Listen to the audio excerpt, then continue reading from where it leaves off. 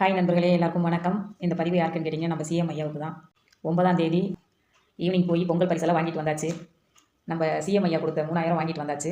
இந்த பொங்கல் பரிசும் 3000 பணமும் கொடுத்த சிஎம் ஐயாவுக்கு மகளிர் சார்பாக எனது நன்றிகள். இதில் ஒரு சின்ன விஷயம் நான் சொல்லணும்னு நினைக்கிறேன். பணம் கொடுக்கும்போது இந்த கியூ இல்லாமல் வேறு ஏதாவது ஆப்ஷன் இருந்தால் அதை பண்ணால் நல்லாயிருக்கும். ஸ்கூல் படிக்கும்போது ப்ரேயருக்கு ஸ்கூலில் நிற்கிறோம், கியூ ஸ்டார்ட் ஆகுது. அதில் இருந்து ஃபுல்லாக எங்கே போனாலும் கியூவாக தான் இருக்குது. ஹாஸ்பிட்டலாக இருக்கட்டும், ரேஷன் கடையாக இருக்கட்டும், இப்படி நிறைய சொல்லலாம். நார்மலாகவே நம்ம மாதம் ஜாமான் வாங்க போகும்போதே கூட்டம் தான் இருக்கும். பணம் சொல்லும்போது ஒரு நாளைக்கு எவ்வளோ கூட்டம் இருக்குன்னு பாருங்கள். எல்லாருக்குமே பணம் தேவை அதிகமாக தான் இருக்குது. அதனால் யாரும் நாளைக்கு வாங்கிக்கலாம், நாளானைக்கு வாங்கிக்கலாம் அப்படிலாம் யாரும் இல்லை. எப்போ பணம் கொடுக்குறாங்கன்னு அறிக்கை இடுறாங்க மக்கள்லாம் வந்து பணத்துக்கு போய் கியூவில் நிற்க ஸ்டார்ட் பண்ணிடுவாங்க. 1 ஹவர் நின்று வாங்கிட்டு வந்திருக்கேன். எனக்கு முன்னாடி இருக்கிறவங்க எவ்வளோ நேரத்துலேருந்து நின்றுப்பாங்க, எனக்கு பின்னாடி வந்தவங்க அதுக்கு பிறகு எப்போ வாங்குவாங்க.